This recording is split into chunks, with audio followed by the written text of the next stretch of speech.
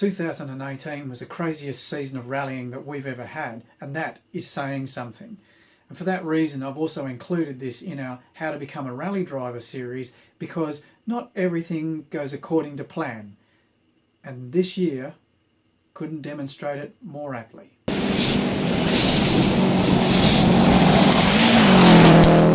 With 6 rounds in the WA State Rally Championship, we were due to start in March and finish in November.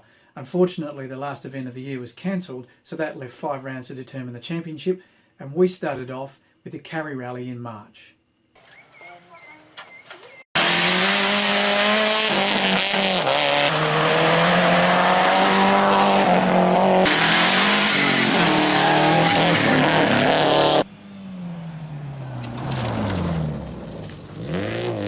Carry Rally in March kicked off the season all the way down in Manjimup. It actually was quite a great little rally. There was good spectating, the roads were quite good apart from being a bit dusty, and everyone in our team eased into it. We came away with some reasonable results for the season opener. Unfortunately though, we went to round 2, which was the Forest Rally in April. Everything went horribly pear-shaped. We got down to Bustleton for the Forest Rally, got everything ready to go, and before we even started the rally, we were having trouble. Jeff and Paul had been building a new Mark II Escort that they were going to debut on the rally. It was running different engine and transmission to the standard stuff, and when we started looking into the car to get it prepped ready for the event, we were having trouble with the clutch. In the end, before the rally even started, we'd had the gearbox in and out 6 times trying to sort out a hydraulic fault with the car. We were all pretty exhausted before we even got to the opening night of the rally. With the Friday night stages out of the way and done on the tarmac, we were up to Nannup for the gravel stages on the Saturday morning. Now that shouldn't have been any major drama, except that we were only several kilometres in to the first stage of the morning when Ben and Chris had problems with the Spec C. It ended that a cam wheel had failed on the front of the engine, something highly unexpected and totally out of character for the Subaru engines, and it caused an engine failure. So their weekend was over very early, and that was a huge disappointment.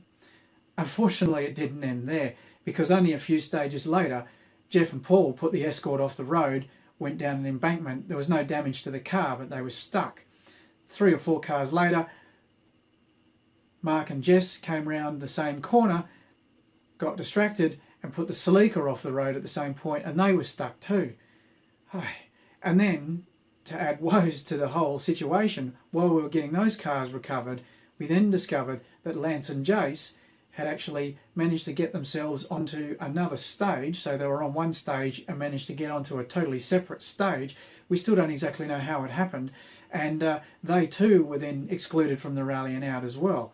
We did manage to get Mark and Jess back on the road again after some light panel beating with a hammer and a boot, amongst other things. We also managed to get the Escort out. Unfortunately though, the clutch hydraulic problem, we just couldn't solve it at the rally, and we had to withdraw them as well. So Jeff and Paul were out.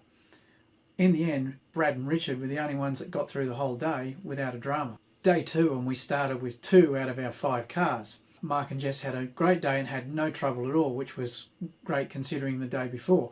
However, Brad and Richard got through most of the day before bending a lower control arm, which we had to change in service and drop a stage.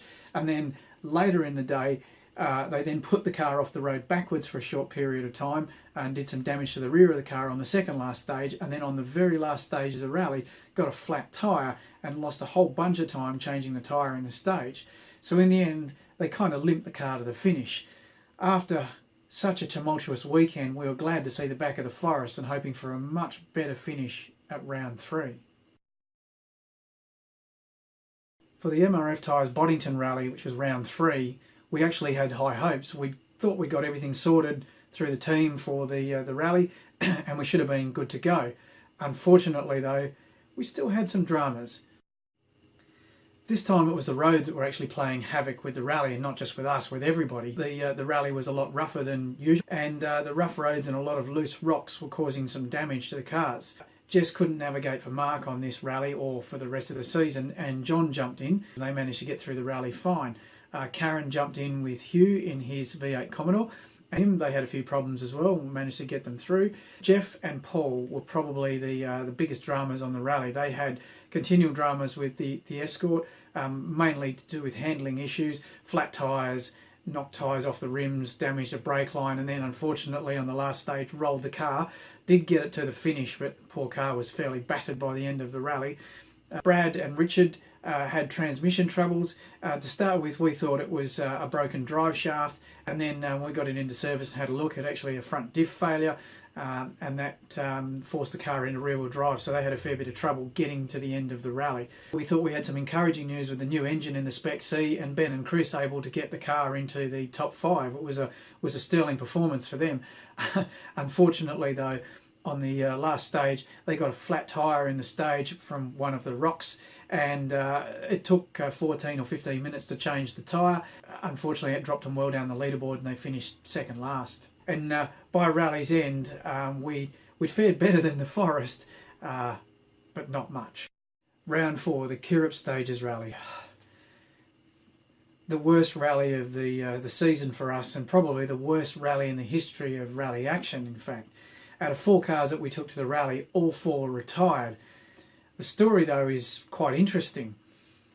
First of all, Jeff and Paul were having trouble with the Escort. Mechanical troubles, still teething troubles with trying to sort out the car's spec and mechanical reliability. That happens sometimes when you're building a new car.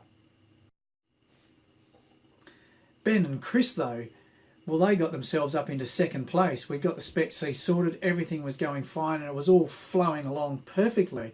They were in line for a podium finish, and it was going to be a great result. Unfortunately, on the very last stage, they put the car off the road and got it stuck. So the damage was mostly cosmetic, was very minor. However, it put them out of the rally and out of the running. On the same stage, the very last stage, Brad and Richard, who had been going quite well as well in the WRX, put their car off the road and got it beached on a log, just got stuck on a log on the outside of a corner, and they were stuck and out of the rally as well. So that was 3. The 4th one was Lance and Jace. They were running in the Clubman. It looked like they were going pretty well with things in the beginning. Unfortunately, one stage in, they broke a drive shaft. We got the car back to service, changed the drive shaft, put another drive shaft in, out they went again. On the next stage, that drive shaft broke. Honestly, what are the odds that that can happen? 2 drive shafts in 2 stages. And without another spare drive shaft and no more service for the Clubman, they had to withdraw. So that was 4 out of 4. All went home on the trailers in various states of disrepair. Not ideal. And so came the 5th and final round, the Experts Cup in Collie.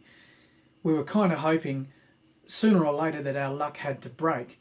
Brad and Richard were away on holiday, so they couldn't make this rally, and Mark was back, this time with new co-driver Graham, the 3rd co-driver during the season. All went fine with Mark and Graham, and they actually did a fantastic job finishing the rally in midfield position, which was great for them, just easing into it, not a scratch on the car, great. Ben and Chris, they were looking to improve on the results from the last rally. They had 2 rallies where they were inside the top 5, and they looked like they were going well. There was, however, a very deep water crossing in one of the stages. Ben and Chris developed a nasty misfire. Water got into the electrics of the engine somewhere, and the water was over the bonnet level on most of the cars, and they had to drop a stage. We came back to service to sort the problem out. We weren't alone with that. There were quite a few other competitors that had similar problems. In fact, Karen, who was navigating for Hugh, they actually stalled the car in the stage for a few seconds, and it was very tense there trying to get the car sorted again as the time ticked away. Finally, thankfully, it fired up and they kept on running. So with Ben and Chris dropping a stage, they ended up finishing well down. They did set some top 5 stage times. We did have one resounding success. It was that Lance and Jace actually won the Clubman, and they won it flawlessly, winning every single stage, and we didn't have any dramas at all with them or the Sylvia all for the rest of the rally, which was a great result. With the last round being cancelled, we thought, well, that's it. We haven't got anywhere, until we went and looked at the points and the championship. As it turns out, between Brad and Richard and Mark and his throng of co-drivers, they were actually leading the P6 class. 2 of them were tussling, and Mark ended up winning the championship. Now, we came away with a win in the team despite all of the setbacks. So what's the takeaway message here? Well, simply put, anything can and does happen in motorsport, and certainly this year demonstrated it more than any other that we've ever had. However, you should never give up trying, and even though you might have a bad event or a bad series of events, things will turn around. Sometimes you just have to look at things, regroup, make some improvements if need be, and sometimes just have some grit and determination to keep on going. So thanks for watching. As you can tell, we've changed the format of the video slightly, and we'd like to know your thoughts in the comments below.